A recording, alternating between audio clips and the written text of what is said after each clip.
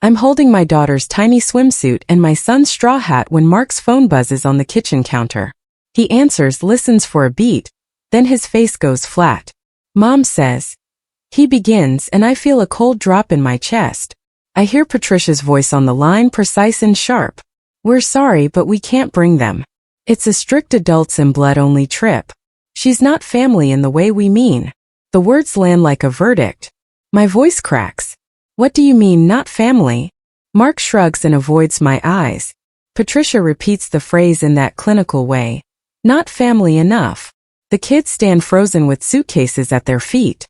My daughter asks, Mom, are we going? And I choke on the answer.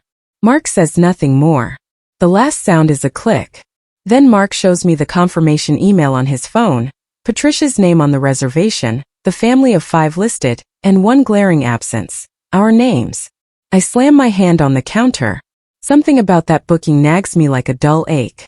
I open my laptop and type Patricia's reservation names into the search bar. Something familiar about the booking stares back at me, and I know I must find out why. The aftershock is worse than the words. I demand an explanation, and Mark circles like a deer. It's complicated. Mom has feelings, he says. Patricia posts a pearl-clutching Instagram story about tradition and legacy, as if she has done nothing cruel. My chest tightens until it hurts. I replay the call in my head until the sting makes my hands tremble. Kayla, my neighbor, drops by and finds me staring at packing tape on the kitchen counter. She sits me down and offers the first real sympathy I've had. You should do something, she says simply. I call Mark's sister Nina. Her voicemail picks up. I get a tiny notification on Mark's phone. The reservation billing shows a partial payment from an account labeled Patricia L. Anderson Trust. My stomach drops. This is not a logistics choice. Feels like a control move. Kayla slides an envelope through my door later that afternoon. Inside is a printed screenshot of a voicemail Patricia left praising Mark for keeping things pure. There's a second phone number on the thread I don't recognize. The number feels like a new pulse in the wound. I decide to follow it. The extra number sounds meaningless until I Google it, and a whole idea opens. It belongs to a small travel company I once sold advertising to years ago. I call the owner, Ethan, and play him the voicemail. He listens and then says, his voice flat, "That's Patricia. She always books exclusive trips through me. She likes having a ledger of favors." The way he says ledger makes my hands go cold. He tells me he keeps copies of invoices and bookings for big clients. She likes to call in favors later, he says. The thought is poisonous. Patricia didn't just decide to leave us out on a whim. She built a paper trail to prove her choices. Ethan hesitates. "I can pull invoices," he offers. Then he adds, "But I don't do it for petty fights." "Why do you want them?" I realize my hurt has to harden into plan now. I tell Ethan the short truth. I want to know why she can decide who is family. I feel the anger change into something sharpened and clear. Ethan says, "Okay, I'll look." I begin an inventory of the small cruelties that have braided themselves into our life. A message about my job not being real work. A birthday where Patricia said my cooking is not their way. Mark's long silences when I try to explain something. I collect these things in a folder on my laptop. Screenshots, dates, the times when I felt invisible. Nina calls back finally. Her voice is low. She tells me Patricia isolates people slowly. She mentions a sealed family trust meeting 3 years ago. They talked about family loyalty, Nina says. My pulse starts to race. This is not only a vacation problem. It might be a legal pattern. While I scan Patricia's public posts, I find a photo of her holding a trophy from the neighborhood charity. In the background, blurred but clear to me, is a checkbook with a bank name I recognize. It nags at me. This family has always been a pageant of manners and power. I feel a mix of dread and relief. Dread because this could be bigger than me, relief because the pieces start to fit together. Nina sends me an unsigned copy of a document with Patricia's name on top and a red pending stamp. She messages, "You need to see this before Mom does." I knock on the charity board president's door with rehearsed calm. They call Patricia a pillar in polite tones. Then, almost offhand, they mention that a large donation Patricia boasted about was rescinded after the charity found odd accounting entries. My mouth tastes of metal. I say nothing, but inside I start to feel leverage. At home, Mark avoids dinner like I'm contagious. The kids ask about the trip again and I tell them we'll have our own adventure. It's a small lie that tastes like a promise and a threat. I feel oddly proud of that resolve. Nina slides more papers into my hands at night. Old letters, notes, and a faded marriage certificate with Patricia's handwriting annotated in red. The handwriting looks like someone who edits the world to please herself. She says she's been holding on to the family artifacts until someone brave enough to act appeared. I feel both scared and braced. Cliff notes of the family are wrong, messy, and shaded. A bank form in Nina's pile shows Patricia as sole signatory on a family account dated the month after Mark's father died. The world tilts again. This is a problem you can't ignore. I make a quiet choice to go public but not loud. I write an anonymous blog post like a confession and say only verifiable things. An odd charity reversal, the pattern of exclusion in family photos, the way traditions get used to shut people out. I don't name Patricia. I seed the post in closed groups where she is known and loved. I wait. Within hours, private messages trickle in. We always thought she had two faces. A small tide of people who know her begin to whisper. Mark finds out. He says, "You can't do this." His voice is more afraid of his mother's reputation than ours. Someone replies publicly to my anonymous post with a screenshot of Patricia's recent text. "We don't invite outsiders. It keeps things clean." The community explodes. Patricia posts an Instagram note calling the accusation a mean smear. The first public wind hits her polished image and I watch it with a strange mixture of fear and relief. The problem is not only family now. It is social and public. I don't know where that will take us, but I know I did the first small thing to make truth visible. Mark's loyalty cracks like thin ice. The night we fight, he says for the first time that he is tired of choosing. He can't say sorry in the way I want. He mutters that he's confused, and then he repeats a phrase Patricia once used, word for word. Feel sick. His conscience has been coached into silence for years. Nina arrives at midnight with a cardboard box of family relics she's been hoarding. She hands me letters, old photos, and a pile of notes with Patricia's tight handwriting. "I've been waiting for someone brave enough to call her out," Nina says. She's small and stubborn, like a plant-breaking sidewalk. We sift through the papers by lamplight. There is a thin bank form with Patricia's signature naming her sole signatory on an account. It is dated the month after Mark's father died. I feel a hot, clean anger that tastes like clarity. These are not accidents. They are decisions Patricia made to gather power. I decide we don't react. We plan. Hurt becomes a map. I stop yelling and start laying out facts. I list every slight, every pattern, and arrange them like a case file. Nina calls an attorney friend who says the signatory form could be a legal lever if funds were siphoned.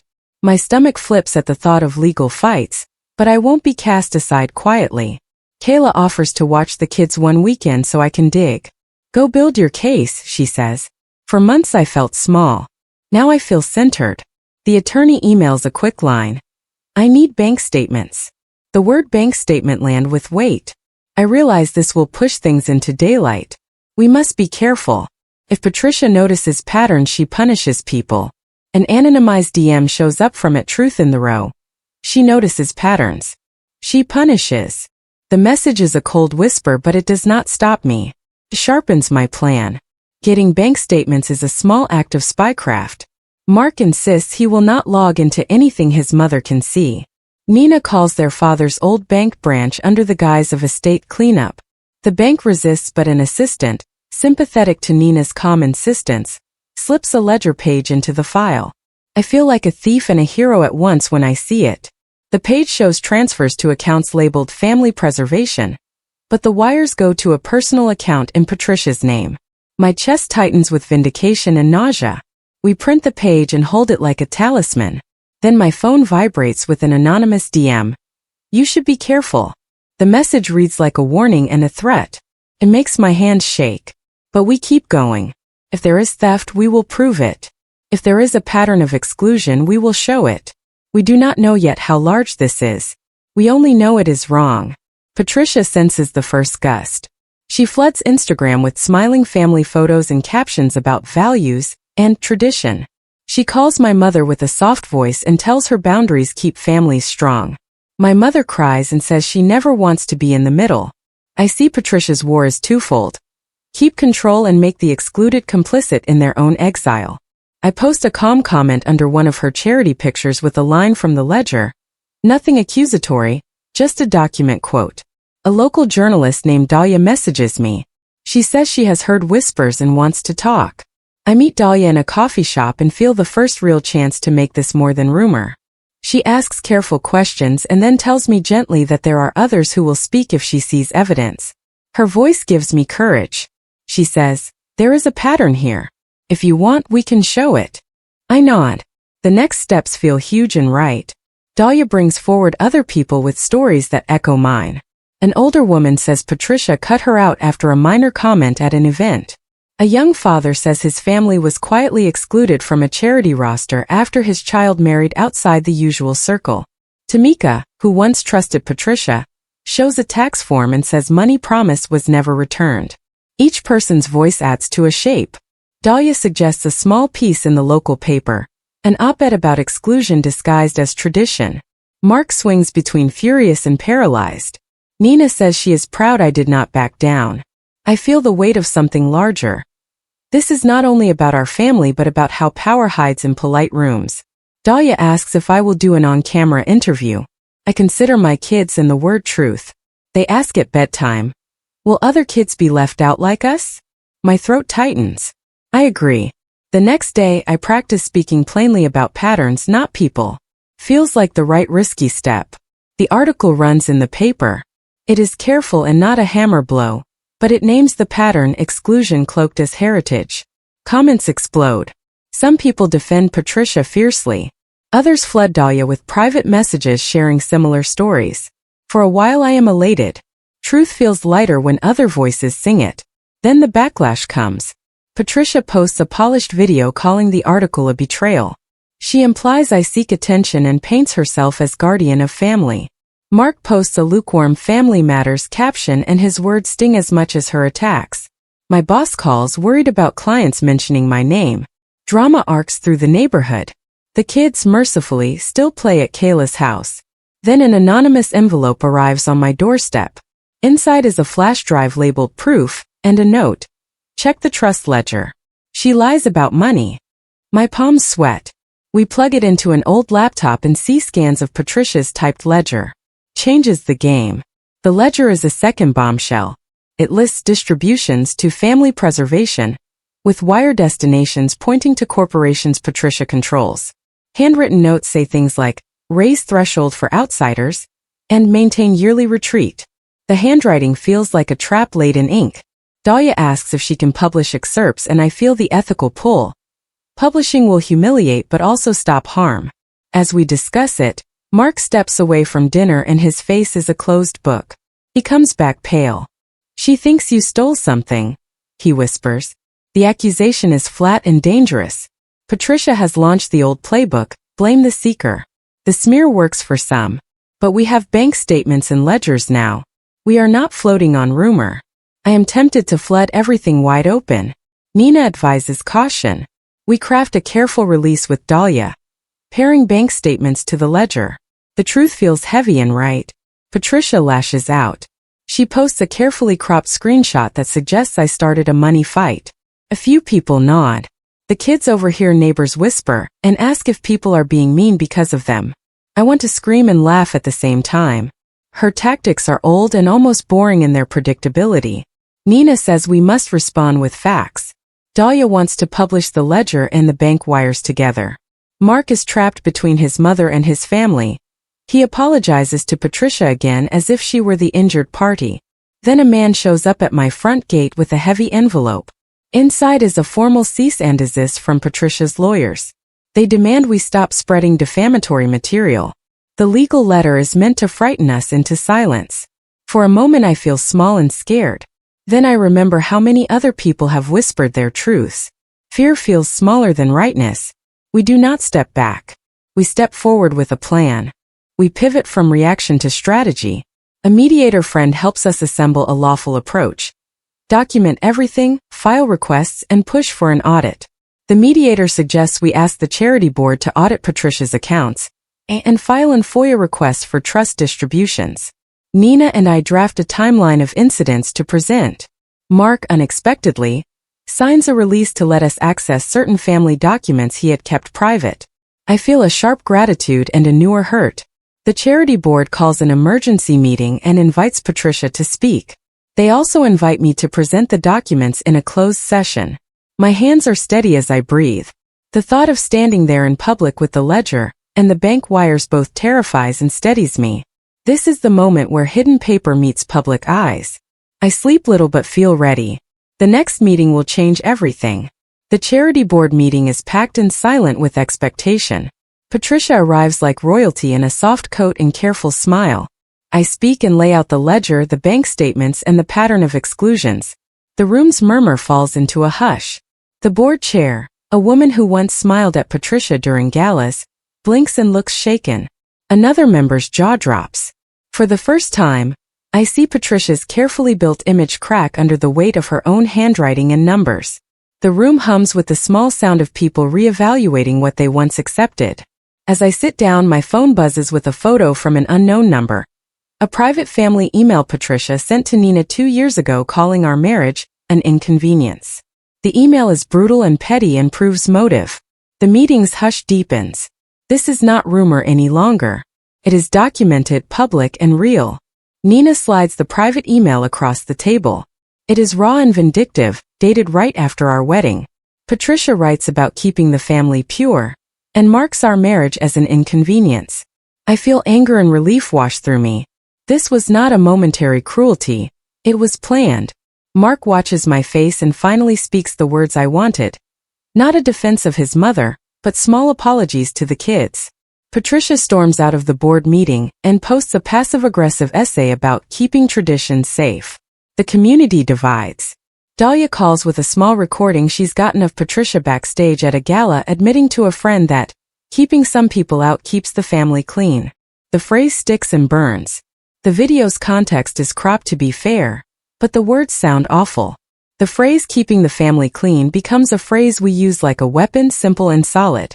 The public begins to shift. People who were silent start to speak. Dahlia posts the gala clip and it spreads fast. Old cousins, school parents, and strangers message me with apologies and stories. Patricia's invites dry up and the charity board freezes her accounts pending an investigation.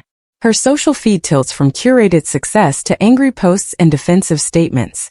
The sweet part is small. Neighbors I thought would never speak send kind messages. The town begins to side with tangible facts rather than polished faces. But the storm grows. Patricia files for emergency guardianship over the trust assets. She claims her children are being manipulated and wants legal power to shield the funds. It is dramatic and scary and signals she will not go quietly. Lawyers arrive like winter flies. Our lawyer counsels restraint. I set up a town hall so neighbors can tell their stories. People come and cry and hug. The moral center holds. When the hall ends, Nina gives me a sealed envelope. It contains a signed affidavit from Mark's late father that could change everything. The affidavit is fragile paper and clear words. Mark's father wrote that no one is to be excluded for reasons of lineage, and named Patricia as a steward, not a judge. The document is notarized before his death. It is a simple sentence but it acts like a key. Mark reads it and his shoulders drop. His loyalty finally shifts. He tells me he is terrified of his mother. He apologizes in a way that suggests he understands the harm. Lawyers swirl. Patricia files motions and paints me as a troublemaker. Our attorney prepares counters. In the middle of this, we hold the town hall. A woman stands and says Patricia cut her out after her divorce. A father speaks quietly about his child being disinvited. People wept and held hands. The legal fight is ongoing, but the public record now holds many testimonies. I feel weary but steady. The affidavit is the quiet weapon that can change trustee oversight. Feels like a miracle and a heavy responsibility. That night, Patricia returns to the house she still thinks is hers. She carries a trunk of photographs and tells neighbors she will fight for legacy. The world seems smaller and louder at once. The affidavit gives us momentum. Mark signs to transfer trustee oversight to an independent committee if the board agrees. The charity agrees to look into the accounts more deeply. Patricia files appeals and calls lawyers, but the public mood has shifted. I choose a path of public confrontation that is calm, not cruel. I call a family meeting and invite neighbors, the charity board, and Dahlia. I plan to lay everything out. When the meeting begins, Patricia stands and accuses Mark of being weak. Mark answers simply, "It's not about you anymore." The room hums. Seeing him stand that way changes something inside me. It is not dramatic. It is real. He sits with me and the kids that night and we talk about what family should mean. I speak calmly in the family meeting, showing the ledger, the bank statements, the affidavit, and the pattern of exclusion. Patricia seethes but cannot wave away the numbers and the document copies. The charity chair looks at her with something like betrayal. Neighbors watch. This is the revenge I want. Not to humiliate for sport but to remove her power to control with impunity. The community chooses evidence over polished words. The payoff is not dramatic collapse. It is the slow, steady unwinding of a small empire built on quiet rules. As I finish, Patricia stands and accuses Mark again. He looks at her and says, voice steady, "It's not about you anymore." The line stops her mid-rant. The kids are in the room and I feel a deep relief. The children watch us redefine who family is in practice, not in carefully curated memory. Mark makes a choice that surprises me. He signs the affidavit to transfer trustee oversight to an independent committee. He finally chooses us in practice, not just in words. That night he sits with me and the kids and apologizes in ways that are real and small. Patricia is furious and files appeal papers, but the town's sentiment has shifted. In the middle of her appeal, the charity's legal counsel calls Patricia. The board found irregular transfers and is considering referring the case for criminal review. Her armor cracks further. The legal storm moves like a tide, and the shore is changing. Neighbors who once clapped for her at galas stand differently now. We celebrate quietly that night, not with gloating but with steady gratitude. The kids draw pictures of new trips we will take. I hang the swimsuit on a line and feel something like peace. The next fight will be legal and hard, but we are not alone. The charity releases findings that show misappropriation and strange transfers. They refer the matter for further review. Patricia loses board positions and invitations. The soft authority she used like armor thins. People send thank you notes. Some neighbors who avoided children now bring cookies and stories. The satisfying moment is quiet. People who once feared losing status now stand with us. The legal fights continue but the public pressure is real. Patricia leaves voicemails that are part plea, part threat. "You destroyed my life." I listen without triumph. Consequences heavy and complex. I do not want to ruin someone entirely. I want honesty and boundaries. We arrange a mediated meeting where Patricia must face the board, the town, and us. She gives a tight apology in public. It is not warm but it is recorded. Mark tells her forgiveness will not be automatic. The mediation closes a chapter. The kids play in the yard and I tuck the photo of Mark's baby into my purse. It feels like holding history and hope together. I could press until ruin but I choose a steadier path. I want my children to grow up with a clear idea of justice, not bloodlust. I arrange a mediated meeting where Patricia must face the consequences and say something on the record. Her apology is small and unlovely, but it forces accountability. We insist on a trustee committee to handle funds and on public audits. Patricia's voice shrinks in the face of facts and witnesses. She drops a photo at the end of the mediation, Mark's baby picture, and I pick it up. In the frame behind him, Mark's father smiles like he is still alive. I tuck the photo into my purse, a small token of what matters beyond power. Patricia's invitations thin, her soft authority fades, and she retreats from the roles she once held. The children grind out their homework and ask about the trip we missed. I promise we will plan our own vacation without anyone deciding we are not family. We do not get a cinematic ruin of Patricia. We get something steadier and truer. The trustee committee is established. The charity audits are public. Patricia's invitations become rare. Mark and I rebuild with new rules and new honesty. He learns to choose us day by day. The kids still talk about the trip we never took, but we plan a new one that is ours. The final payback is not petty revenge. It is the steady reclaiming of dignity and truth. At the neighborhood block party, a woman approaches Patricia calmly and says, "You don't get to decide who is family." Patricia has no answer. My payoff is quiet. Our family stands taller. I hang my daughter's swimsuit on the line, and this time when it flutters in the sun I smile. I do not smile because she is fallen, but because we are whole again. The kids laugh across the lawn, and that sound fills the summer like proof.